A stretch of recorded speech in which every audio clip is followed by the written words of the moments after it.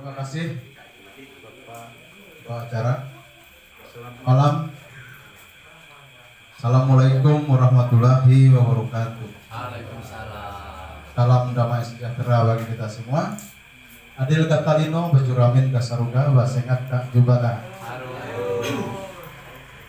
Bapak tuan rumah yang kami hormati dan rekan-rekan serta saudara-saudara, tokoh adat, tokoh agama yang saya hormati, ibu-ibu, mana malam hari ini kami datang di tempat Bapak dan Ibu di sini untuk memperkenalkan diri kami.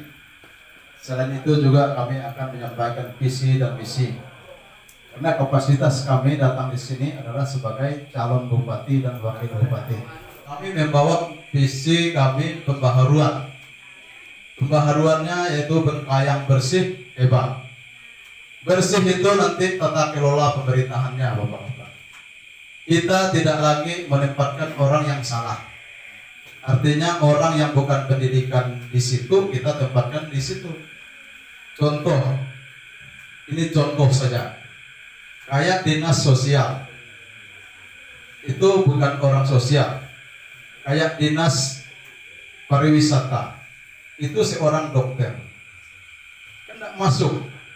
Dinas PU lalu diduduki orang dinas sosial. Apa namanya? Basic sosial, pendidikannya sosial, ESOS. Bagaimana dia mau tahu masalah pembangunan? 2020 ini kita tentukan pilihan kita kepada orang yang bisa merubah Bengkayang ke arah yang lebih baik. Kita jangan lagi dikecoh dengan isu-isu lain, karena kita ini satu. Kita adalah warga Kabupaten Bengkayang. Kita bukan memilih suku, kita bukan memilih agama, tapi kita memilih pemimpin. Karena isu-isu yang negatif biasanya itu hanya untuk kepentingan pribadi.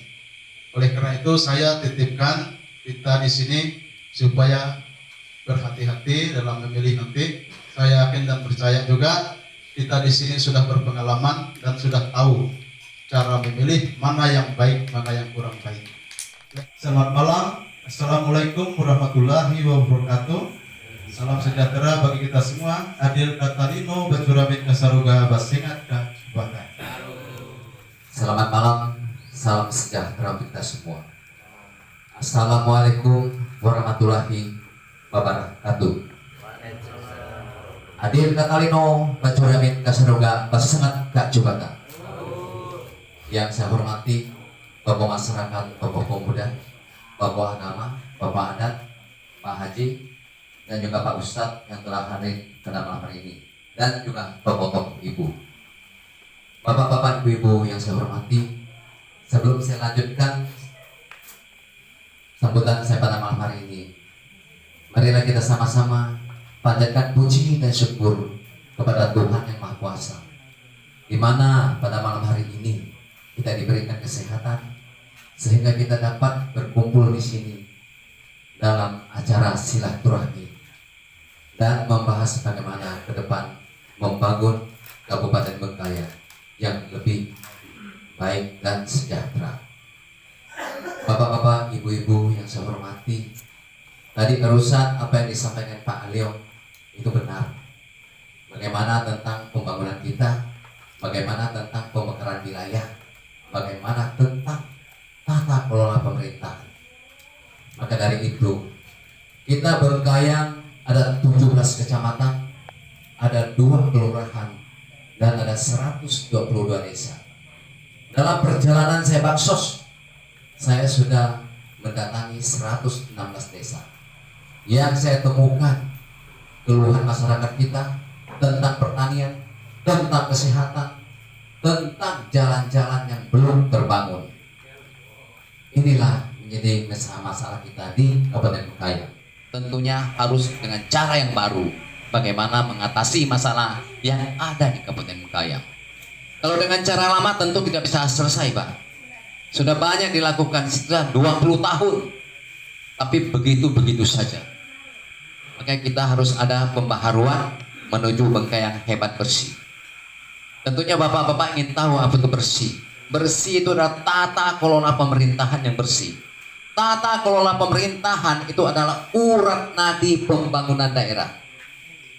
Kalau tata kelola pemerintahan kita tidak kuat, tidak tangguh, kita tidak bisa membangun daerah. Tata kelola pemerintahan yang bersih adalah ketika bupati merekrut itu kepala dinas harus sesuai dengan background pendidikannya dan basicnya. Tidak boleh sembarangan kita merekrut kepala dinas. Kenapa? Nanti kalau dia tidak bisa membantu bupati membangun daerah, yang korban itu adalah masyarakatnya. Makanya bupati harus hati-hati. Jangan dikasih uang beli jabatan kita terima. Intervensi partai politik, saya mau ini kepala dinas pun kita terima. Kalau itu kita lakukan, kita tetap tidak bergerak dan tetap jalan di tempat. Seperti orang main bola, hanya bisa main di lapangan tapi tidak bisa golkan. Itu tidak boleh kita lakukan lagi. Pendidikan, ekonomi, jalan, infrastruktur, perkebunan, pertanian, budaya dan pariwisata, juga lingkungan hidup. Kenapa harus lingkungan hidup? Kita jangan menganggap itu sepele lingkungan hidup. Kita di Kabupaten Bengkayang adalah kabupaten terkumuh seluruh Indonesia. Soalnya pemerintah pusat itu terus meneropong kita. Itulah yang terjadi di Kabupaten Bengkayang. Masalah kesehatan, tentunya tetap kita harus perhatikan. Masih banyak anak-anak yang kurang gizi, anak-anak yang kurang mampu, yang sekolah harus kita sekolahkan. Itu masalah pendidikan. Masalah ekonomi, tentunya kalau kita di pesisir sini, nelayan kita perhatikan, peternak sapi, juga perkebunan kita dan sawah kita. Makanya saya katakan, kenapa kita harus betul-betul menyeleksi itu kepala dinas. Misalnya di dinas pertanian. Dinas pertanian itu hanya pertanian saja. Dia juga bisa di peternakan. Dia harus ada pemerataan. Tidak boleh memandang suku dan agama. Dia harus berkeadilan. Ini yang harus kita lakukan. Kalau sembarangan kerja, saya tetap gantikan itu. Saya tidak ada toleransi. Karena bupati yang dipilih rakyat adalah untuk membangun rakyat. Ini harus kita lakukan. Ini harus kita terapkan.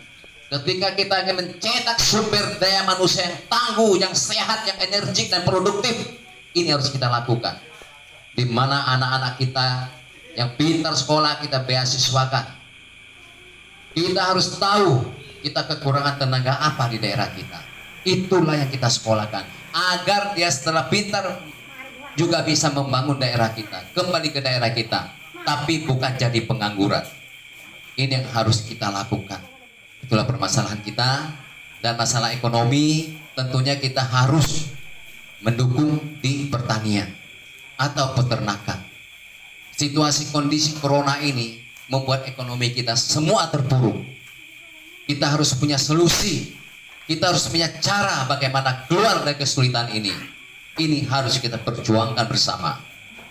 Makanya saya katakan, kita harus punya kepala dinas yang tangguh agar dia mampu bikin program untuk mengusulkan ke menteri-menteri. Kenapa ini harus kita lakukan? Akan tetapi kita harus berusaha bikin program bagaimana agar program ini diterima dan turun anggaran bisa membantu petani kita maupun masyarakat kita. Ini yang harus kita lakukan bersama. Masalah budaya. Budaya ini mempereratkan bangsa. Bangsa Indonesia ada 714 suku yang berbeda agama dan budaya.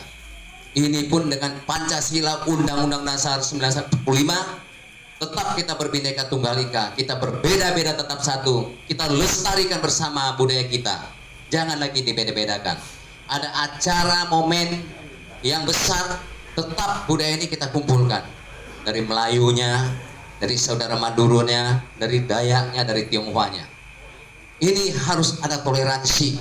Kita harus jadikan kota kita kota yang toleransi tinggi antar suku dan agama. Ini yang harus kita lakukan. Kemudian program kerja. Kami punya program kerja untuk di pesisir. Kenapa harus ada program kerja di pesisir? Seorang calon bupati, lanjut Pak, seorang calon bupati di Kabupaten Bengkayang Dia harus punya visi misi dua arah. Kenapa? Karena Bengkayang punya pulau, Bengkayang punya pesisir, Bengkayang punya gunung. Kalau dia tidak tahu kultur kehidupan Bengkayang, dia tidak bisa memimpin Bengkayang ke depan yang lebih baik. Karena Bengkayang punya masalah juga tentang pelayanan administrasi negara. Yaitu kita bikin KTP, bikin akte. Sekarang kita kan masih ke Bengkayang. Kalau bikin KTP berapa lama Pak ke Bengkayang? Kalau bikin akte berapa lama? Tahu kan? Nggak selesai. Masyarakat kita di pesisir banyak petani dan nelayan.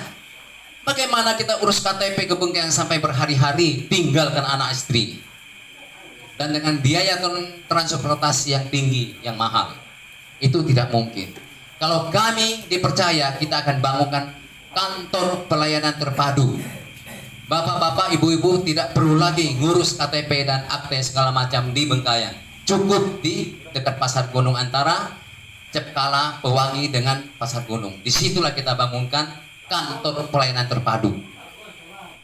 Makanya seorang pemimpin yang muncul, dia harus mampu menyelesaikan masalah, bukan bikin masalah. Ini yang harus kita lakukan bersama. Untuk itu bapak-bapak, ibu-ibu, ya saya titip, ketika kita memilih, kita harus diskusi antara keluarga, anak, istri, atau ibu dengan bapak, dengan anak. Siapa kira-kira bupati yang kita pilih yang mampu membawa kita keluar dari kesulitan? Karena kita memilih bupati, kita sudah menggantungkan harapan kita, masa depan kita kepada bupati itu. Kita jangan serta-merta memilih begitu saja, tapi kita hati-hati dan koreksi. Kenapa? Kita di Bengkayang ada 4 kandidat. 4-empatnya adalah putra daerah yang baik. Kalau tidak baik, tidak mungkin dia diusung oleh partai politik, dan juga tidak mungkin dia lolos dari KPU. Karena kawan-kawan saya, saudara-saudara saya, termasuk saya, 4-empatnya lolos dari KPU secara administrasi. Kemudian rakyatlah yang menilai. Hari ini kami datang di sini, mungkin besok ada yang lain, lusa masih ada yang lain. Di situlah Bapak memberi nilai. Siapa yang punya program kerja yang menyentuh di pesisir sini? Siapa yang punya program kerja yang bisa membuat kita ke depan lebih baik? Itu yang kita pilih. Kita koreksi terus dan diberi nilai. Kalau itu sudah bapak-bapak ibu lakukan, amin, alhamdulillah, kita akan mendapatkan seorang pemimpin yang baik, yang bisa membangun kita secara pemerataan pembangunan dan ekonomi, yang berkeadilan sosial bagi seluruh rakyat Indonesia. Berbangsa satu bangsa Indonesia, berbahasa satu bahasa Indonesia. Itulah kita semua.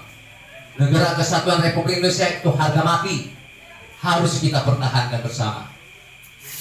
Itulah yang ingin saya sampaikan, dan itulah visi misi saya.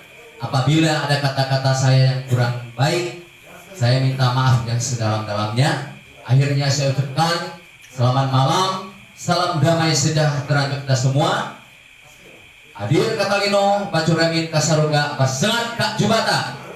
Wassalamualaikum warahmatullahi wabarakatuh. Terima kasih. Jadi tolong sekali lagi, apabila Bapak terpilih nanti, memilih dinas orang yang bisa kerja aktif, turun ke lapangan. Karena sekali lagi Pak, dari kami sering mengusulkan RPJMdes, kami rapat di tingkat desa, di tingkat RT, langsung kami angkat di tingkat desa.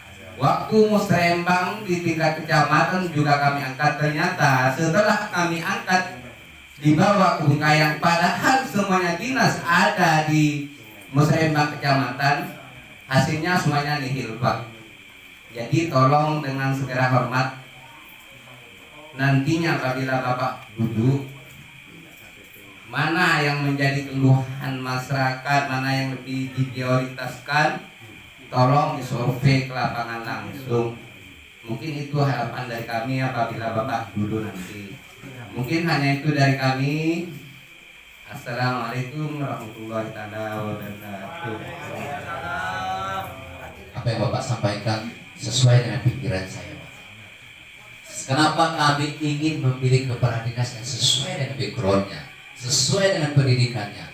Itulah kami inginkan dia, kami harapkan mampu melayani masyarakat dengan baik. Akan tetapi mungkin dia jarang turun, saya yang sering turun, Pak. Bapak jangan heran kalau ketika saya jadi bupati sering main ke sini. Saya ingin tahu apa keluhan masyarakat kita. Kalau kepala dinas kerjanya tidak bisa, tidak tanggung jawab, tentu kami ganti, Pak. Kami tetap mengambil tindakan yang tegas. Itulah pembaharuan. Kami tidak main-main, Pak. Saya dengan Pak Aliok tidak main-main. Saya sudah janji. Pak Aliok jaga kantor, saya di lapangan. Ada yang tak beres, selesaikan. Kami juga kalau merekrut kepala dinas tidak memandang suku dan agama. Suku apapun, agama apapun, asal dia mampu, tetap kami rekrut.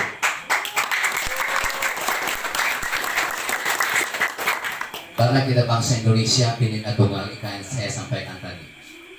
Kita memimpin harus berketuhanan, berkemanusiaan, dan berkeadilan.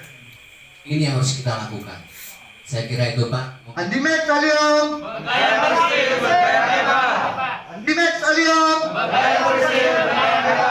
Siap penangkaran Andimek Aliong. Siap penangkaran Andimek Aliong. Siap. Andimek Aliong. Andimek Aliong. Siap penangkaran Andimek Aliong. Siap penangkaran Andimek Aliong. Mantap. Oke, mantap.